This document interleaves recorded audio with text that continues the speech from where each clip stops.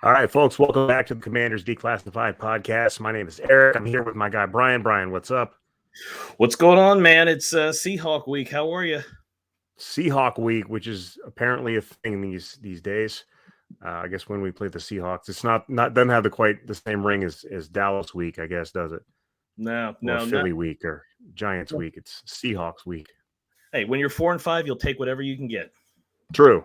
If we were on Pacific time, I think it'd be a much bigger deal. But here we are. We played the Seattle Seahawks, the Commanders, rather, not we. I don't get paid by the team, but Commanders play the Seattle Seahawks this week. We're gonna just take a quick deep dive into the game, see what we can muster, maybe make a prediction or two. So we're gonna talk through offense versus defense, defense versus offense, all that good stuff. We'll get started. Brian, what do you think? I don't know. What do you want to take? You want to take the Commanders defense versus Seahawks offense, or vice versa? I'll bounce it off of you. Yeah, let's do the Commanders offense versus the Seattle Seahawk defense because that's going to be the topic everybody wants to spend some time on. So let's do that. All right. So so the Commanders offense, of course, led by may or may not be franchise quarterback Sam Howell. Okay, first of all, let's get this out of the way. It is way too early for that debate. Can we just enjoy the season? Can we just agree that he's fun to watch? Like, maybe he's not the best quarterback in the NFL, but he is so much like, would you rather watch a Sam Howell led team or a Taylor Heineke led team? Oh, without question, it is a Right? Sam Howell led team. I This mean, is, that's not even up for debate. Not even up for debate. yeah. I mean, he made some of the throws that dude made last week were like, and this is not one of my favorite players in NFL history, but Brett Favre like, and I do not want him to be Brett Favre like moving forward. But there's no question Brett Favre had some amazing highlight plays. And Sam Howell was just ridiculous last week with some of the throws he was making. So let's just curb the franchise talk until maybe after the season. We'll see how things shake out.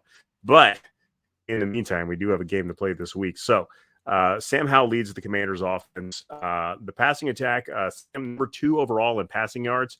It's not the best to judge a quarterback by, but it's impressive for a second-year quarterback to be second in the league in passing yards. It is. How does the passing offense stack up against what Seattle's going to bring on defense? Yeah, Seattle is going to be aggressive. They've got some really good corners. They're going to play some man. They're going to try to disrupt the timing of our offense, right? I think we've kind of discovered. I think Ellie asked a few pods ago, "What's our identity? What does this team kind of hang their hat on?" And at that time, we didn't really have an identity, and I think now we're starting to get one. Whether we're good at it or not, we'll find out this game. But that's the quick pass game. That is getting the ball out of Sam's hands and into Terry's hand, Jahan's hands, Logan's, our running backs, is getting it to those guys quickly and letting them put in work in space. So you've got one highly drafted corner, and the other one who you identified in I think he got picked in the 5th round, Tariq Woolen, who are just excellent, and they're really going to try to disrupt the timing of this passing offense, make Sam make even faster decisions, and try to confuse him and turn the football over. So I look for them to kind of bring some pressure here, and they might press their receivers. They've got a pretty solid pass rusher in Boye Mafe, a guy I wanted us to draft a couple of years ago. So he is going to be, kind of roaming around there. They'll move him around all over the line. And then, of course, stalwart middle linebacker, a guy who, when he was a free agent, I wanted us to go after him and pay him, Bobby Wagner. He's old, but he can play, and he still plays at a high level, and he is a tackling machine. We need to know where he is because he can still run sideline to sideline. And if you make a mistake over the middle, he's probably going to pick it off as well, too. So we've really got our hands full. Oh, yeah. And Leonard Williams, the guy who just played against us a few weeks ago on the Giants, he's now over on the Seahawks. So the offensive line, obviously we had some changes along our offensive line with Tyler Larson and Chris Paul in there. So maybe Leonard Williams won't find it so easy to push our offensive linemen around like he did the last time. a few weeks ago. But I think that's really going to be the matchup, right? Is if that secondary of Seattle can kind of disrupt the timing of the receivers and the quarterback of our pass game, because let's face it, as much as we want the enemy to run it, he's not. 46 pass attempts or 45 pass attempts. I think that's probably a light day for Eric Bieniemy and Sam Howell. Usually that they've been going over 50 here, this year. So I don't know. What do you think about this? The secondary and our receivers. Yeah, it's interesting. I threw a dart and landed on Tariq Woolen last year. So I'm gonna hang my hat on that for a while. I did call that out. Actually, I really did like him coming out of college from what I saw of him. Devin Witherspoon, he was obviously the first pick off the board this year. He's kind of lived up to the hype. He had a 97-yard interception return already this year for TD. Seahawks have 2 pick sixes this year. They obviously, like you said, Jamal Adams is roaming the secondary back there. That's always going to be a problem. And the pass rush really gets after it. They have 27 sacks already this season, which is interesting going against, obviously, Sam's been sacked 44 times. But the last 2 weeks against really good defenses, the sacks have come down tremendously, thanks in part to better decision-making by Sam, better play calling by the enemy, better protection by the offensive line based on the switches they made. Hopefully Sadiq Charles and Nick Gates won't be getting tossed around and hurled at Sam Howell by Leonard Williams like a couple of weeks ago. But we'll see how that goes. Seattle, 27 sacks already on the year. They're, I think, 7th in the league in sacks. So we'll see. That'll be definitely something to watch there. I'm a little concerned about that, but you have to be when your quarterback's been sacked 44 times in 9 games. As far as the running game goes, Seattle, they got a very stout front seven. I think we've already talked about quite a few, and they just added Leonard Williams to the mix. Bobby Wagner, of course, is a beast. I don't know how much of a factor the running game is on our side because we don't run the ball very much. I think you can count on probably 15 carries for 60 yards, 55 yards from Brian Robinson. Sprinkle in Antonio Gibson, maybe Chris Rodriguez will get a carry or two, but really, Eric Bieniemy appears to be a big believer in using the quick passing game as a substitute for the running game in the old West Coast offense style. So I don't know that it's that big of a factor what Seattle does against the run because, frankly, we don't run a whole lot, which is I would like to see. I've been saying it all year. I'd love to see us run more, but especially if Chris Paul's in there playing left guard. That dude's a road grader. He's a bulldozer. Why not use him as one?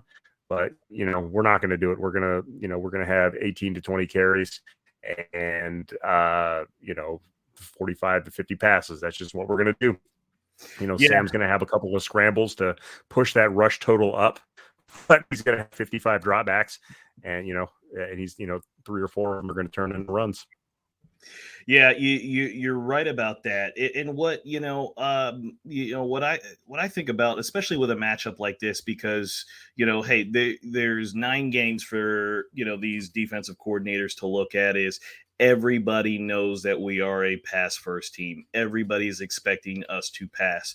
Well, guess what? No one is expecting us to run the football. And against a team like Seattle, who has some really good man corners who can get pressure on you pretty quickly, why not run the football to kind of shake some things up, to give them a different look and wear down that pass rush a little bit? And not to say that we've got to go 30 carries in the game, but maybe we start out with the run a little bit more heavy than what we typically do, just to kind of soften them up a little bit. I think would be a little bit nice change of pace, and hey, maybe that is just kind of what we need to soften them up a little bit, so then Eric can get back to his pass happy ways with the quick pass game. But you're exactly right. This is a really good test. Seattle is a good team, and we're going to have our work cut out for us because we've only beaten bad teams so far. So if we want to be taken seriously, if the team even wants to think about having a shot at playoffs, well, you're at some point you're going to have to beat some of these good teams, and this is certainly one of them. Yeah, and moving over to the other side, defense versus our Commanders defense versus Seattle's offense. That's going to be an interesting matchup for sure because I think, as much as Seattle has historically been, especially in recent years, been known for its defense, I think the offense is the real powerhouse this time around with the Seahawks because they have, Geno Smith has had kind of a renaissance in his career. and really lighting it up over the past 2 years. Obviously, he fell off a little bit last week at the shellacking they took from the Ravens. But I mean, he's got, almost 2,000 yards passing. He loves to throw to his wide receivers. They don't really throw to anybody besides their wide. I mean, you look at the target share among, their skill players. It is like just 3 guys. 80%. Yeah, it's like 80% to 3 guys. And they have 3 awesome wide receivers, like Pro Bowl level wide receivers, Jackson Smith and Jigma, the rookie. Of course, Tyler Lockett, who's always been one of my favorite receivers, and the big man, DK Metcalf. So that's definitely going to be a challenge. They do like to get the ball to those guys. They are all capable of explosive plays. So that's a big challenge. I mean, it's the NFL, but let's be honest, our secondary kind of had the week off last week against what England rolled out their wide receiver. That's not going to be the case this week. We have 3 very good wide receivers coming up this week. So, what do you think the chances are that our secondary has another strong week against this crew? I think we're probably going to give up 1 or 2 explosive plays because, just like you said, these guys are really good and they are Pro Bowl level. Especially Tyler Lockett's been one of those guys who always seems to have multiple explosive plays. Like he could get a 40-yard touchdown, 50-yard, 60-yard touchdown. He can blow the top off of a defense. So he's somebody that we're going to have to contend with. DK Metcalf, he's no A.J. Brown, but he's another big physical wide receiver, a speedster, a guy who you're not going to see him do a lot of the shorter routes. He's going to go vertical, jump ball, try to run by you as well, too. So we're going to have to pay attention to him. And then you've got the rookie Jackson Smith and Jigba, who is going to be catching a lot of the underneath stuff. So, we've got our work cut out for us. I hope we don't put Emmanuel Forbes on DK Metcalf. I'd much rather see St. Juice on him, maybe with Percy Butler shading over to his side, and then Kendall Fuller on Lockett or somebody like that, or Forbes on Lockett and then Kendall Fuller on Jackson Smith. I think would be a better kind of use of those 3 guys. But Del Rio's going to have to play a little bit. I guess more conservative. Last week there was a lot of cover 1 where he just kind of leave our guys by themselves, and we almost gave up that big play there. If that receiver, I think it was Jalen Reagor on the Patriots, who could catch that, was going to be a big explosive play, if not touchdown. So we've got to change up some coverages. We've got to limit some of the explosive plays because, like you said, Geno Smith had a great year last year. This year, however, not so much. He's been slowed a little. I think he's come back down to earth. 9 touchdowns, 7 interceptions, 1,800 yards. So solid, but certainly not having the year like he had last year. And that offense got shut down in Baltimore this past weekend. So I know they're going to be itching to prove that it was just a fluke, and certainly against a team that they're certainly looking down on us in our defense. Like, hey, this is our get right game. We should have 4 TDs plus and all that kind of thing. So we got our work cut out for us, but it's not impossible, right? The Ravens just beat them down. So they did, if anything, lay a blueprint for us of what we need to do. Yep. Step 1, have Lamar Jackson. But yeah, I'm a little torn on this because the thought of Benjamin St. Just on DK Metcalf is just terrifying because as sound, yeah, I mean, as sound as St. Just is, he is not fast, and no DK Metcalf. And I don't know, I almost feel like this might be a decent matchup for Forbes because as physical as Metcalf is and as fast as he is, he's not dynamic as a route runner. And that kind of, and A.J. Brown is, let's be honest, like A.J. Brown is a prototype NFL receiver. He can do whatever he wants. DK Metcalf is excellent. He's not at that level, and he'll definitely outmuscle some, he may outmuscle a small corner like Forbes on some jump balls and that sort of thing. But I think overall coverage wise, it might be somebody that Forbes could stick with, but I'm not calling the defense. I don't know what I'm talking about here. St. Just, yeah, you've got to give him help. You've got to have a safety over there if that's the case. Lockett, on the other hand, is an insane route runner and will give a young cornerback fits. I mean, Lockett has been for years now one of the best route runners in the league. Him, Keenan Allen, guys like that are just top notch route runners, and that scares me with Emmanuel Forbes a little bit more, but just because he'll give him stuff that he's not seen and isn't ready for. So I think Kendall Fuller is probably best suited to match up if you're doing matchup.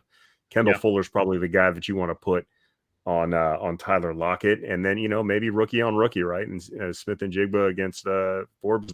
See what they do, because it is going to be a lot of corner on wide receiver stuff. I don't, there's going to be some safety help.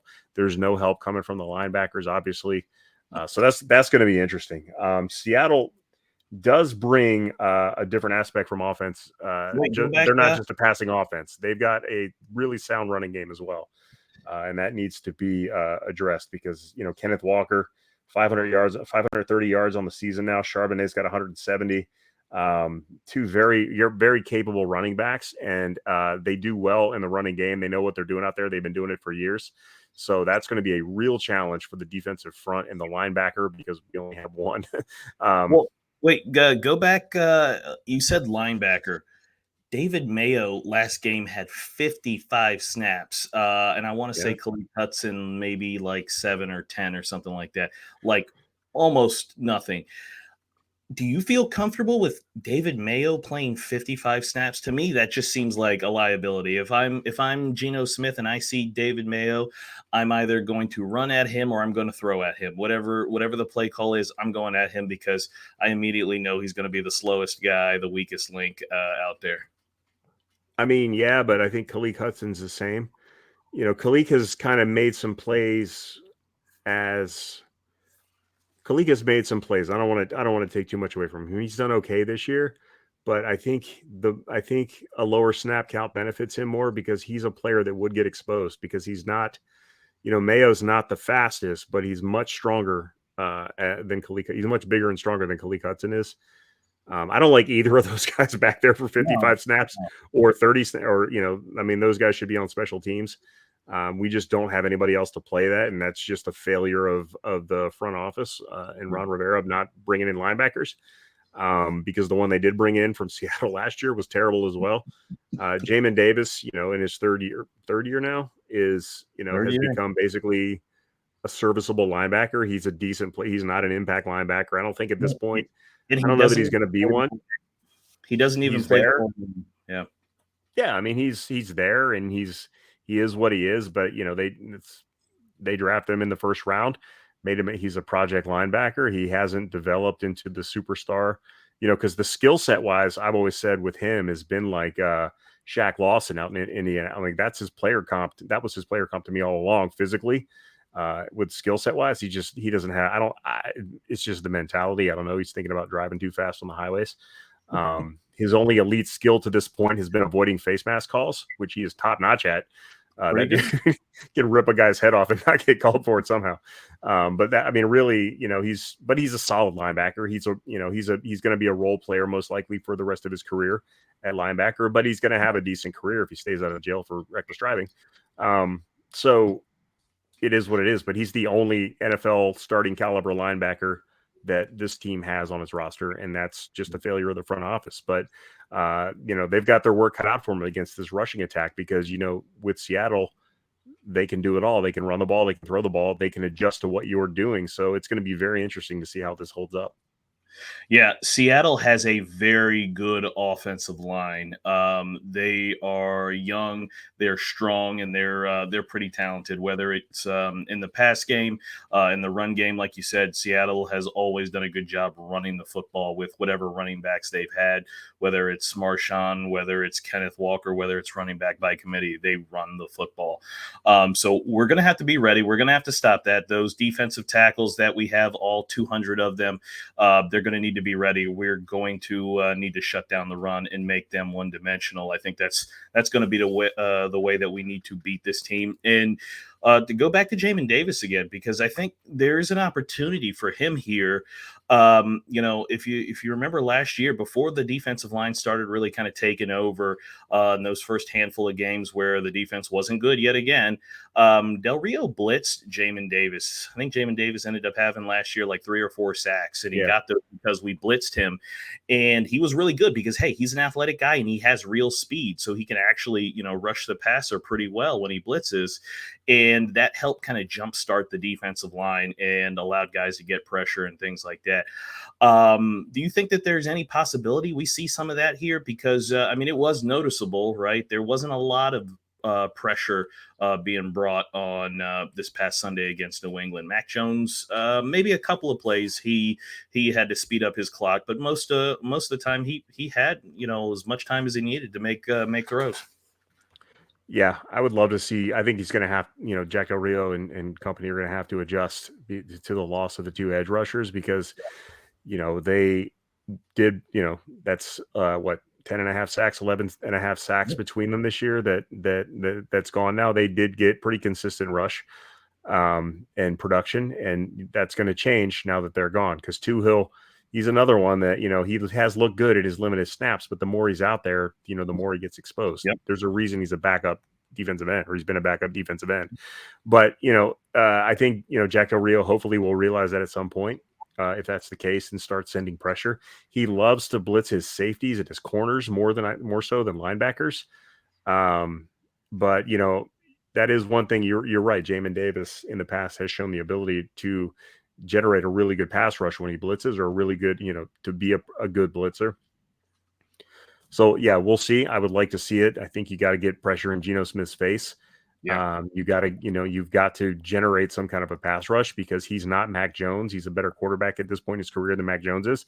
And he's not going to miss the throws that Mac Jones is going to miss. And his receivers aren't going to drop easy passes like the Patriots did last week. So, there's definitely, the defense has its work cut out for it this week for sure. Is there any kind of X factor this week that you're looking for? Any player that you think can really make a difference on either side? I don't know if there's a specific player, but who will.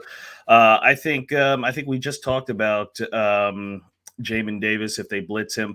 I'm going to say in this type of game defensively, and I got a guy in mind offensively. Defensively, this can be a Cam Curl breakout type of game because you are going to need some matchups in the run game. You're going to need some matchups in the pass game. And I can very easily see Curl on one play, almost playing a linebacker type role, helping to shut down the run. And then on another play, maybe in the slot, having to cover, a Jackson Smith and Jigba or something like that. I think Curl could be the guy this game. Just because we use him so much, we use him everywhere, right? He's going to be in the famous Buffalo nickel. He's going to be linebacker. It's funny. I think last year on one of our off-season pods, I made a joke that, Cam Curl, they love him so much, they'll probably put him at end and have him rush. And I think he had like 2 snaps at like defensive end last year. Because they use him so much and he's kind of a little chess piece for them, I think he could be an X factor if Del Rio gets creative and lets him kind of attack the football and do some different things, whether they're blitzes or certain assignments that he has.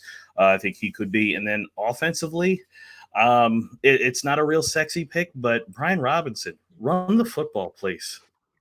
Like Alex Armra, the fullback, has been active the last couple of games, and we've just kind of thrown passes to him. And I think we ran a tight end screen to him, like the slowest guy on the field. We ran a screen to him instead of using him to block. But whether it's Brian Robinson or Antonio Gibson, run the football. I think no one's going to see it coming. Everybody knows we're going to drop back to pass because that's what we do 40, 50 times a game. But no one would see it if we actually said, you know what, we're going to run it down your throat to start the game. Again, you don't have to do it 30 times in the game, but you need to make them aware that we are going to be committed to the run. And most teams don't fear that with us because they know that we're not committed to it. So the run game, I think that could be an X factor if we commit to it early and really kind of show the other team, hey, you're going to have to pay attention every time. What about you? I feel like this week, and I don't have any data to back this up, so Ellie would be very angry with me. I feel like this is a tight end centric game. I think the tight ends for Washington are going to have to play a big part in this game. Logan Thomas, John Bates, Cole Turner if he's active, which I don't think he would be with Arma being out there, or Alex Arma. Honestly, no more of those god awful tight end screens where you pump fake it twice before you throw it back to him and it blows up. But yeah, I think the tight ends are gonna play a very big role in this defense or in this game against Seattle's defense. I think Seattle's secondary is excellent. And I think you're going to see a lot of clearing routes. Our wide receivers will be used as a decoy, like Arthur Smith loves to do with his star players down in Atlanta, and screw your fantasy teams over. But I think you'll see a lot of deep routes from like from your Jahan Dotsons and your Terry McLaurins. There's going to be a lot of stuff underneath to Logan Thomas, John Bates, etc. So I'm looking forward to that on offense.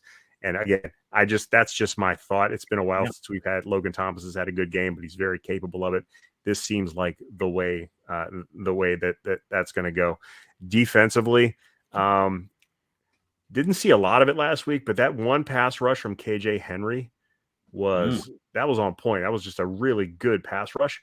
Got around the left tackle and slammed the quarterback to the point where the referees thought it was a penalty, even though it was a complete garbage penalty.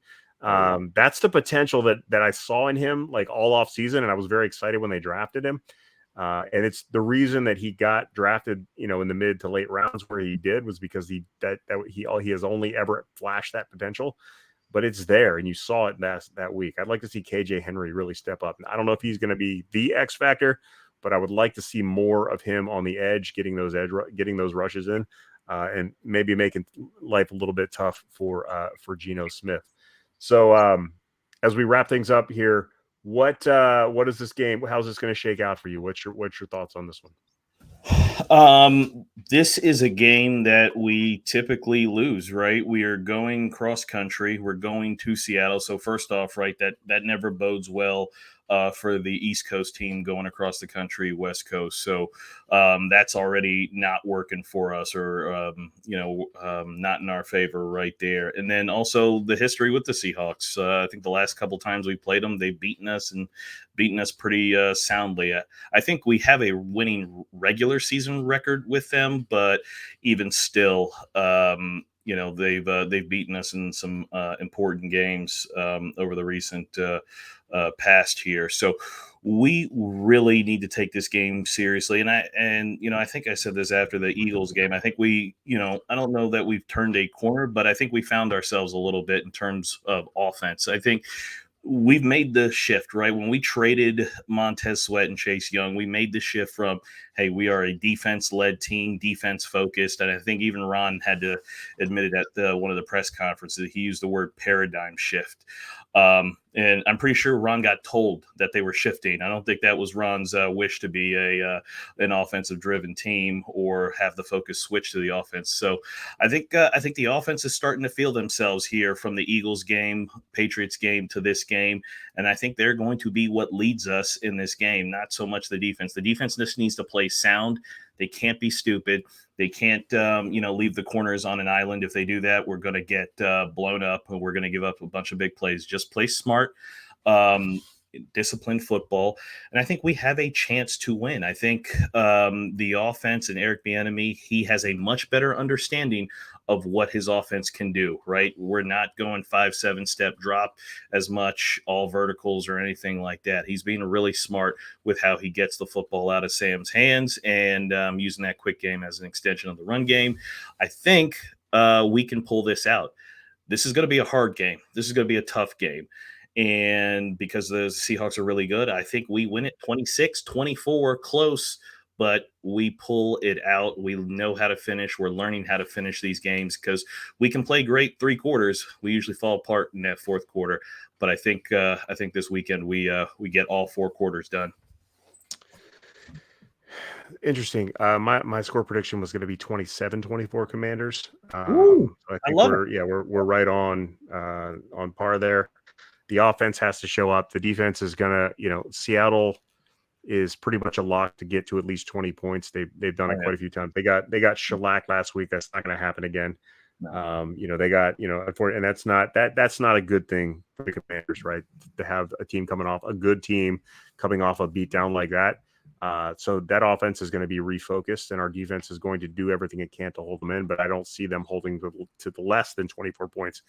If they can hold them to 24 points, I think the Commanders can win, because as good as Seattle's defense is, and even if they get to Sam Howell a few times, he's shown the ability to put up points that this whole offense has. And Sam Howell has, he got sacked 6 times against Philadelphia, put up 31 points. Yeah. And then went back and got sacked 5 times against Philadelphia and put up 31 points.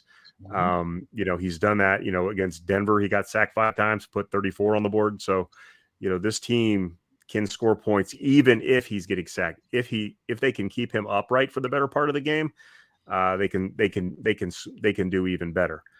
So I'm predicting 27-24. I think the defense plays just well enough.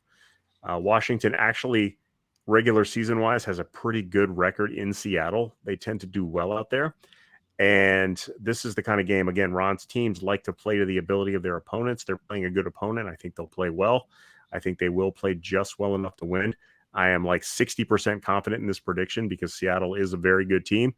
But I'm going to roll 27-24 Commanders as well. Mike and Ellie both also picked the Commanders. Mike picked 164-0, and Ellie picked 3-0. But that's their predictions. Hopefully, we'll get the whole gang back together last week. Any final thoughts from you, sir? Final thoughts. The final thoughts are I'm liking what I'm seeing offensively, seeing the quarterback grow. I like that the defense just play smart. Don't be stupid. Don't know where you're supposed to be. Don't freelance. If you're supposed to go right, go right. If you're supposed to cover this gap, cover that gap. Which they didn't on that 64-yard touchdown run, but they were much better at holding an inferior opponent down only to 17 points. Well, we've got a bigger, better opponent come this week. So I'm excited. And also I am excited to watch and laugh at Carson Wentz play this Sunday. Or maybe he'll play. I don't know. But I do want to laugh and watch that game and see what he looks like on there, because apparently he's been training with John Gruden during this whole time. So that should be interesting to watch. All right, John Hill, Spider 2Y banana. Yes, that's it. Real time in Los Angeles. Yeah, I'm excited to welcome back Carson Wentz. We clown on you a little bit. It's no secret that none of us wanted you here, but best luck. We don't wish anything bad on you. So best of luck to you, Carson Wentz, out in LA. Hopefully that life suits you. LA and North Dakota are so close together culturally that I can't imagine how it would go poorly. Yep. No, I'm excited. I'm excited for this weekend as well. Again, November in the Ron Rivera era has been kind to the Commanders. We expect that to continue, but we will see how that goes. One last question. We can't let this slide because it did come out this week. Chase Young made some comments yesterday. Oh yeah. He showed up about being a winner. What is your interpretation of those those comments? Yeah, so the thing about they're winners and they have a vibe of winning. Well, okay, that's obvious, right? The 49ers have won a lot of games, many more than we have here over recent years. So sure, that is very easy. But what I think he is forgetting, which I know why he wants to forget it, is look, when you're drafted number 2 overall, you are looked at as a franchise type player, the face of a franchise, a leader. And for him to say that, the vibes weren't winning, well, you're part of that winning and the vibes here. You're the one who is supposed to be helping to restore that. You are setting the example. The other players look up to you, being that you are a well-known, highly regarded type of player, right? I think one of the years he did make team captain. No, it wasn't recently, but maybe his first year, I think he was a team captain. It was second year. Oh, it was the second year. Okay. Yeah. Okay, so the 2021 season, he was a team captain. You're part of that. You're the one who sets the standard. You've got to hold guys accountable.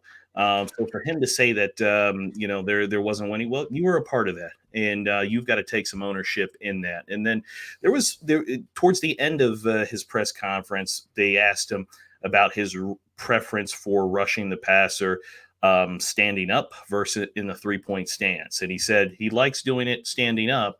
And we let him stand up and do it a lot of the times. We catered to him doing it that way, to which he was like, hey, they're telling me I've got to be in a 3-point stance here in San Fran. Well, why, if we gave you that ability to have it your way, essentially, or to kind of cater to you, why would you need to make those comments? So it just, while some of it is absolutely true, some of it is also on him. He's got to take some accountability for how things went here. If he felt the vibe here wasn't good, well, he was a leader on the team. He should have been able to change it, or he could have spoken out about it. And didn't seem like he had a whole lot of interest in doing any of those. So that's kind of my. Yeah, I kind of saw it coming. When I initially read them, of course, I was a little offended as a fan of this team. But you also have to remember that the shots that this team took at him on the way out, calling it addition by subtraction. So if you can't have it both ways, right? Like if you're gonna crap on him on his way out, don't expect him not to crap on you when he gets there. So I guess let's just see what happens in December when they come to town, and then we can settle it there. I don't have any ill will towards Chase Young. I definitely don't think it worked out here. I think he's probably in a better place in San Francisco. We'll see how it works there because I do think a lot of the concerns about him just based on watching games several times, a lot of the concerns that you heard about him in those comments on his way out are true. He freelanced a lot. You could tell. He took. There's just no way your defensive end rushes inside that much during the game and and gives up contain. He just, he made it look like he was trying to make plays, and he ended up getting beat quite a bit because he didn't quite get there. So we'll see what happens when they come to town in December. And until then, we are done talking about Chase Young, and we are done with the podcast this week. Thank you all for joining. Don't forget to like, subscribe, and share with your friends. We are on all your favorite podcatchers, Apples and Amazonias and the Spotifus and all the ones the kids use. And we've got a fancy website, commanders247.com. And what am I missing, Brian? What am I missing? Anything good? YouTube, like, subscribe, turn the notifications on, tell a friend about the podcast. Pre and post game, we haven't done a pre-game last week. We will try really hard to do a pre-game this week. We will absolutely do the post game, win or lose, but we will try for the pre-game. Fair warning about the YouTube. If you haven't seen the YouTube channel just yet, you need to be aware that we are really good looking. So don't let that throw you. But definitely check out the YouTube channel. We will see you before the game Sunday, most likely, possibly after the game Sunday, but we will definitely see you Sunday. Until then, I am Brian. We are out.